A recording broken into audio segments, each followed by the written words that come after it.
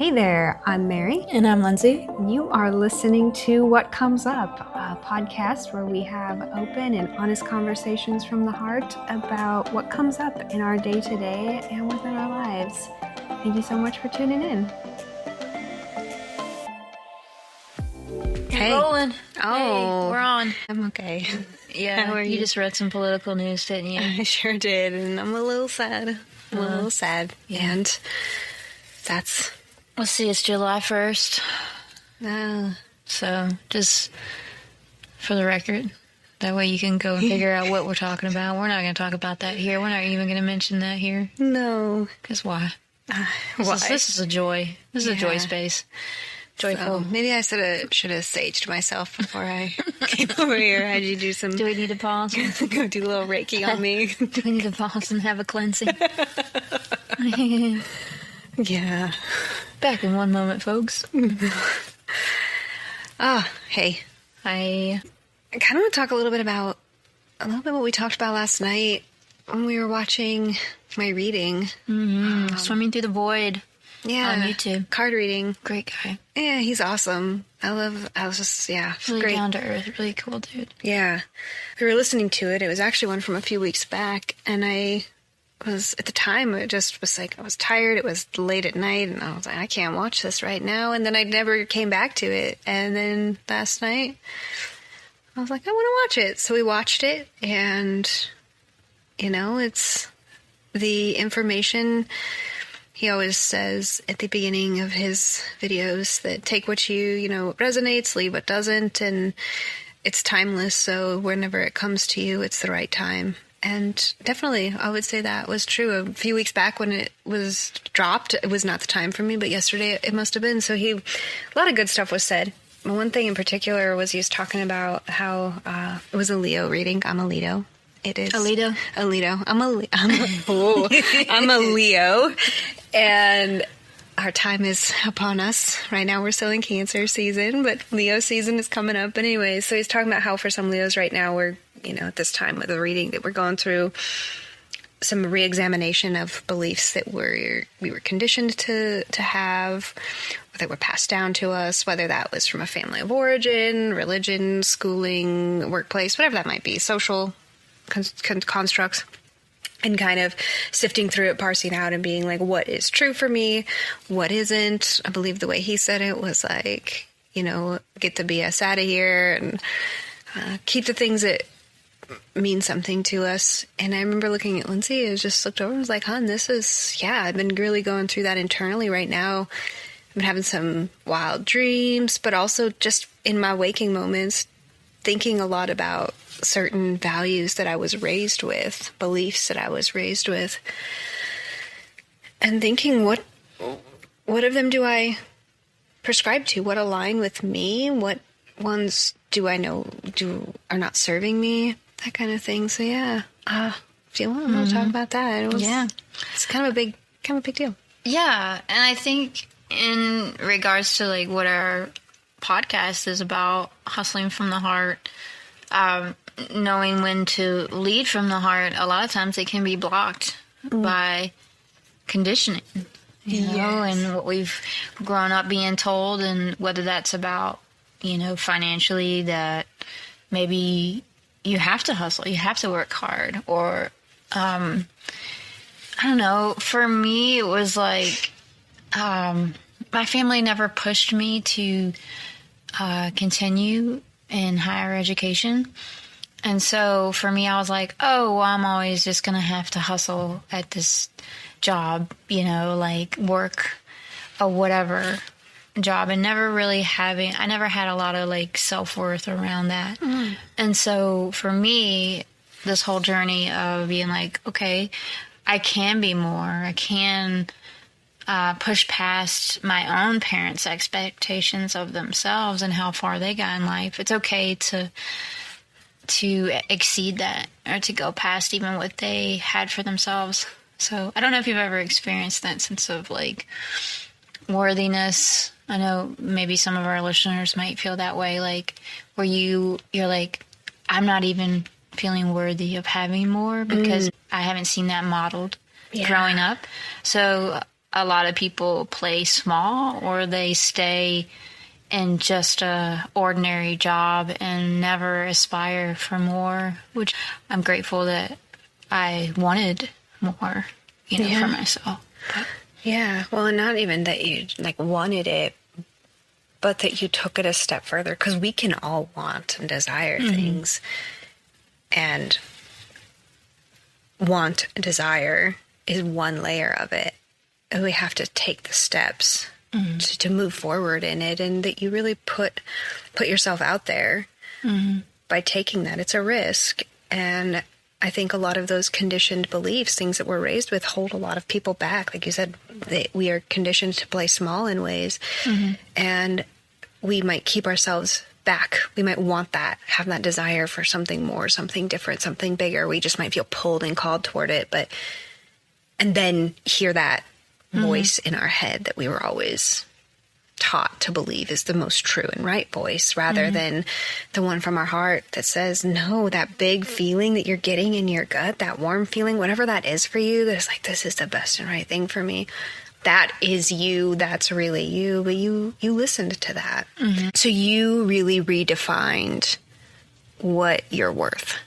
You talked about not having that modeled to you, being worth more, that kind of thing. And you created that definition for yourself. Well, thankfully, I was modeled what hard work was. So in working hard, I learned that I could do that. I achieved a lot in my positions that I was given. So if I started at the bottom in a company, I would work myself up to supervisor, and then from supervisor to manager. And then the next step for me, I was like, well, there's nothing after being a manager other than really being an owner. And I felt as a manager, I was doing a lot more work than usually I was getting what I thought I was getting paid for. So I was like, okay, well, just logically, it seems like the next step is to be an owner. And so that's when I really started to pursue doing that, because I was like, I can manage really well. And if I can manage well, I feel like I can own something of my own. Yeah. Do you feel like that decision was made from a heart space, or does it feel like, when you're talking about it, to me, it sounds like very logical, like with it, there was a lot of headspace involved in that. What's the balance of that for you? I've always felt that in working for other people, I was the one that was hustling the hardest. And I felt like the only way that I was going to really reap any of the benefits was to do it all on my own. So at first, when I did start this journey of being an entrepreneur, it was logical, yes, and also a sense of finding that worth within myself, where I was like, oh, okay, maybe if I accomplish this, then I'll be worthy of, my parents or grandparents' love, So I did my first business out of needing someone to say that they were proud of me, which I later discovered after closing or selling that, first business. But I will say there were some heart-led moments in that, not only with logic, but just learning that I loved working with people in a certain capacity. So that led me to more of a service-based business after that. And it helped me to find what my passion really was. So the first business that I did, I didn't necessarily go with that business plan out like from the heart. It was like, this is an idea, this could work. And so I just did it that way and went that route. But with my business that I have now, which is more people focused and, and healing and things like that, which is more in alignment with my dharma, with my life path, that I find that decisions that I make within that business are heart-led. And I think that's what makes any business and entrepreneurial venture successful, is when you're leading from the heart and you're following that passion. Yeah, absolutely. Yeah. Absolutely. I love the balance within that it doesn't have to be all one way, that you can have a decision that is a combination of head and heart led, and it still work out for the positive. I mean, yes, you sold the first business, and that you took some really beautiful lessons from that. It's very much a growth way to live your life, that you see it as not like an abject failure, that you didn't let that stop you from pursuing the next thing. That for you, what I'm hearing is that first business really felt like just another step onto your path, your heart-led path. Mm-hmm. Yeah, there was a lot of lessons learned in that moment about myself, and just in the moment where I realized I did the first business for the wrong reasons, was really eye-opening, and I was able to let that go. So, yeah. Who are you doing this for now? Definitely for myself. That's awesome. Yeah. It makes me happy, and for people, and for everyone else who is impacted by the work that I do. It sure does light you up. It is. Yeah, it does. One of the coolest things when you come home, especially from the group stuff. You just your energy is it's beautiful. Mm-hmm. So. Yeah. Thanks. Yeah. What about you?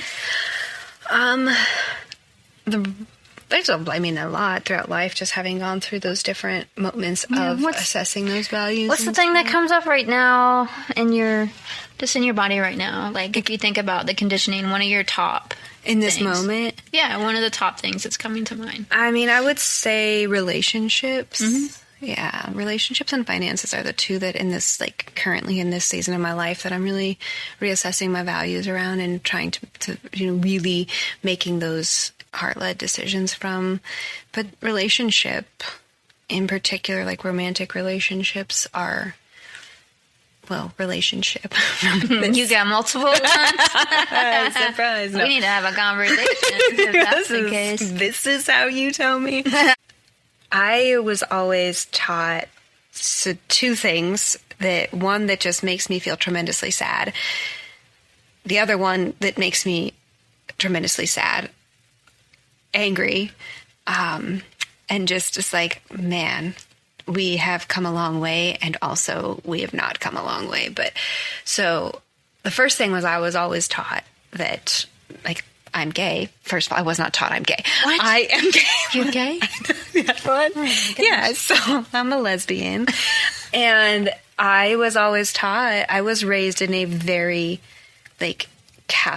religious Catholic household, and very conservative minded. And that was not, homosexuality was seen as this, bad, dangerous, less than, sinful, evil, not normal.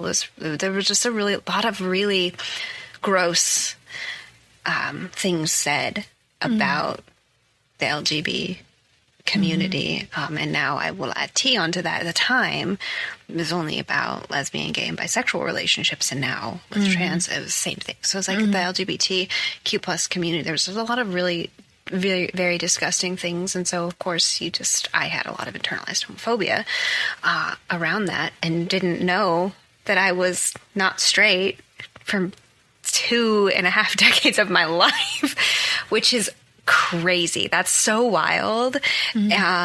And makes me feel sad and sickened and just very disappointed. So I was only ever taught that being straight was the only way to be, that was the best and right way. So for 20 plus years of my life, that's what I thought. The other thing that was ingrained in me is that relationships are hard, that marriage is, first of all, between a man and a woman, and it's for procreation. Not true, and ew. Having kids is fine, and it's a choice, and all couples can have children if, people can become a family in lots of different ways. And that a marriage is a 365, 24/7 job, and you have to get up every day and go to work at your marriage. We're working so hard over here. Oh, man, it is a job. And I just, now that I'm in a really healthy, loving relationship that is so great. I always wanted my romantic relationship to feel, I wanted to feel a sense of ease and comfortability, and I wanted it to be fun and playful and loving and passionate and all of that kind of stuff. But I was like, life is already hard enough. Why does it have to feel like work? Why does being in love have to feel like work? And that is just not a true belief for me. That is not a value. First of all, like, heterosexuality is the only right, best, just good way in the world. Obviously, that's not true for me. I don't align with that value. As soon as I gave that one up and came out to myself, my life changed. I changed fundamentally as a human being, in all of the best ways. When you don't hide yourself from you and you don't fear and loathe who you really are, it changes. For me, it changed absolutely everything. I have never felt more free. I also feel a little scared because of the climate. And also, I am so proud to be a lesbian. I'm so proud to be myself more than anything. I'm just proud to live as who I authentically am. And because of that, I have one of the most beautiful things I have ever been gifted in my life, and that is this relationship. So that is one belief I have already changed. But the other one I'm really going through right now is that thing about, like, it should be hard, it should be work, and living in this day to day with you, it's not. It's remarkable. Do you just find yourself waiting for the moment? No, I think sometimes we have moments where we have a disagreement, or there's, quote, conflict, because we disagree on things. I'm not perfect. Well, neither one of us are. I know, you're very close. No, I'm not, and when we have those moments, I'm still learning how to not worry that means that you're going to leave, or that you love me less. So did that answer your question? Yeah. It sounds like this was a huge turning point for you, as you said. And coming back to our conditioning, it just seems like those choices catapulted your life in a way, right? I mean, if we don't move past that, how will we ever continue to grow as humans, right? If we can't learn about our own selves and have that space to, and it's like moving across the country. Like you moved from Colorado to Richmond, and I moved from Lynchburg to Colorado, which is so funny, that at some point we were both living in different states. Like, yeah, I don't want to say where we're from. Let's give it a sec. Okay, there it goes. So in looking at the conditioning part, it seems like those things were really important, that this like catapulted your life, like if you hadn't done those things to find yourself, like how do you just kind of keep moving up, and elevating yourself to the next level? I mean, absolutely. And taking the time to reassess those values, those beliefs that were handed to me by my parents, by my family, by the religion that I was indoctrinated into as a child and have since walked away from, that reassessing that and saying, do I truly believe this? The answer is like, absolutely not. In doing that, I would not be able to move forward in life. I was stuck. Or you might have been like a really miserable human being, like as most people that, I know people are still in the closet and are, in really dangerous places, that they can't fully be themselves. And I can't imagine how that must hold them back in life. Yeah. I mean, it's hard. You can't, I guess I should only speak for myself, and maybe you can have your own perspective on it. You probably do. Is that, speaking purely from my experience, is you live half a life. I lived half a life. And I don't believe I was able to fully tap into all of my potential, possibility, like creativity, or anything like that as a person because of as it. a whole person. Yeah. I mean, I was crushing it in other ways in my job. And I was also living in some unhealthy ways as well. You know, I had an exercise addiction. I had disordered eating. There was a lot of stuff going on. And as soon as and through therapy helped a lot, I need to credit. There's a lot of like work done in therapy. But through that and really discovering that about myself and accepting it and saying like, this is okay. Like who I am is beautiful and wonderful and more than enough. I get to live as a full human being. Right. And you get to have these opportunities more so than not, right? Like, because we're always going to be checking in with ourselves. We're going to trust ourselves from that point on, right? We're going to trust that we know what's best for us. It's like once you're able to make this life decision for yourself to say, I'm living for me and my happiness and no one else matters in this moment, you know, because you have to, or else you're just in misery, you know. For me, it was like severe depression, you know, not wanting to live, to now like thriving because I'm living 100% authentic to me and choosing everything that I want to do in my life. I'm not going to sit here and question what anybody else thinks about, you know, my sexuality, you know, whereas that was obviously different growing up. So I think that if we can evaluate where we have conditioning, when we can take responsibility and control over what we ourselves want, you know, I'll take it back. I'm going to take this back to moving to Colorado from Virginia. It's funny because I moved from Virginia to Colorado, and Mary moved from Colorado to Virginia, and now we're here together, which is awesome. So we've experienced each other's place.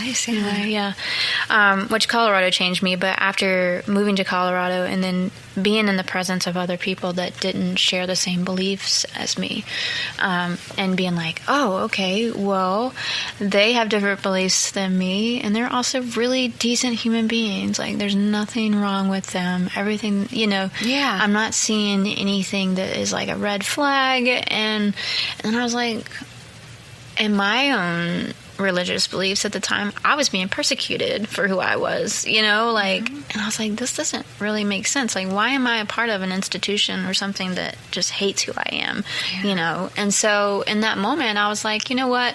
I'm an adult. I can decide for myself. Like, am I in this because it's what I grew up in, or am I in it because I choose it? And so in that moment, I was like, okay, I'm going to let go of everything I've ever known and believed, and I'm going to bring in and call in what is meant for me to come in. And so I just went out in search of books and podcasts and education and yoga and experiencing all different types of things to bring into my life. And I would say I'm absolutely still open and searching, and I feel good about that. I feel good and okay about being like, you know what, I don't know everything, and that's okay.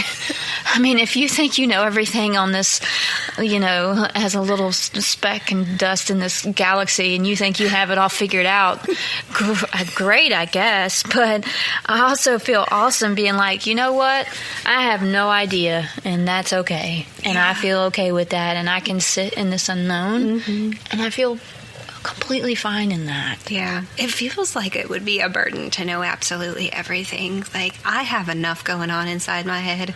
Yeah. I don't know if I have space for all that knowledge, and I respect and admire any person who does. That's quite the write a book. There have been books written. There have been. What? Oh my goodness.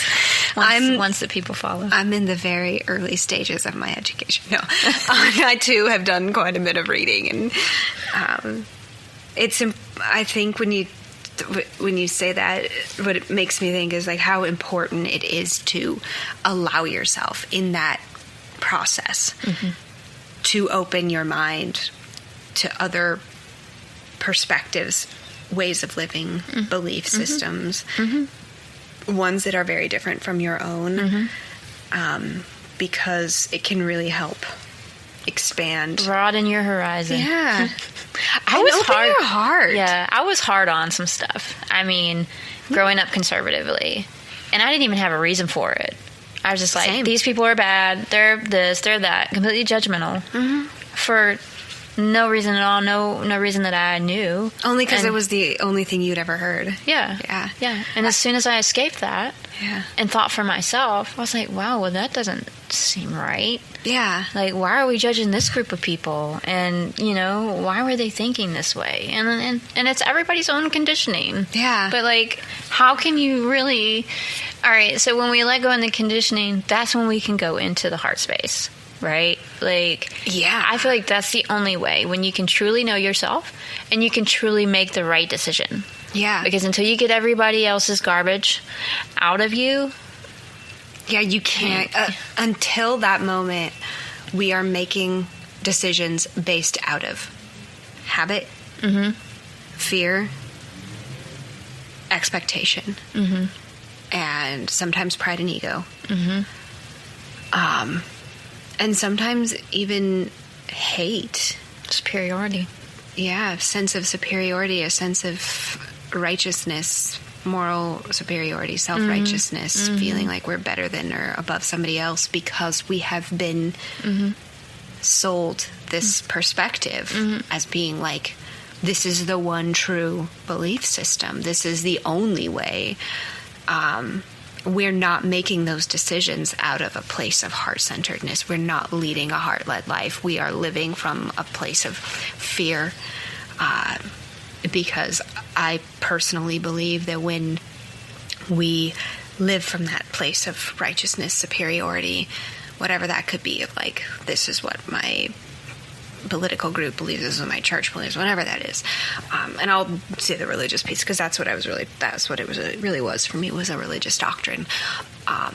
Is that a lot of times that comes from a fear of being cast out, of being othered by these people you identify yourself with. And that's why I didn't know who I was as far as like my sexuality was concerned. I mean, I didn't know a lot about who I was. I didn't know much about myself at all, because I was handed like, okay, this is who you are. You're Mary. These X, Y, and Z. This is what it means to be Mary. And then as an adult, I got to decide, like, I learned, Mary gets to decide what it means to be Mary. And some of that is truly me. And some of it is absolutely not me. It is not inherent. It was stuff that I was given that doesn't belong to me. And I say no thank you. I would much rather live my life from a open-hearted space than one that is closed off, not only to me, but to other people who are like me, and even people who are not like me. For sure. Yeah. And I think as long as we're out here doing the best that we can, leading from our hearts and loving others, being kind, if there is a higher power out there, then I don't think that they're going to be real upset that you lived your whole life being super kind and genuine and just lovely to other human beings. You know what I mean? Yeah. Like, yeah, regardless of the fact that... I think it's okay to say, hey, well, I don't know. Like, I'm just here. I'm going to do my very best. Yeah. I'm going to show up as the best human I can, and I'm hopeful for the best outcome. Yeah. And I have found a lot of peace in that. I don't know, if there's people that are listening that have gone through situations like that. And I know that when you leave that kind of institutional way of, like, religious beliefs, that it can be hard to know, have a compass. Where am I going? Like, feel untethered. What do I think now? Yeah. Am I going to go to hell, or like whatever you believe? It's like letting all of that go is for me. I can only speak for myself. I can't speak for anyone else. But it has been so freeing to not have to constantly think that I am living in the wrong, because it feels so right to me. I'm leading completely from my heart, and I wake up every morning as the person that I am, I'm not waking up every morning and choosing to be this way. Like, it is me, and it is a part of me. And I think that whatever created us created me and what is inside of me. So how can it be wrong? Absolutely. Well, and that is just to me, is the epitome of heart-led living, is waking up and just existing in your purest self, in your purest form. I would say you too are a kind and lovely person. It's second nature. It's not even something that you have to think about to get up and be like, you chose a helping field. Your heart led you into service toward others in the capacity that you provide it, because that is who you are. You are a kind, loving person who knows how to hold compassionate space for people, and allowing yourself the opportunity to try something because it felt best and right to you, and not 100% succeeding. And in the process of doing that, learning this incredible thing about really what your direction as for this moment in your career is about, like what that direction is for you, is like, that is living in alignment. And I see you doing that every time you come home from doing work stuff. It's just all over your face. It's in the way that you talk. You're so excited. It's really, really awesome to see. And that's what, when we decided to do this, that's what Hustling from the Heart is. That is giving your all from a space of, this is me. It's authentic. It's what I was put on this earth to do. And we are not without direction.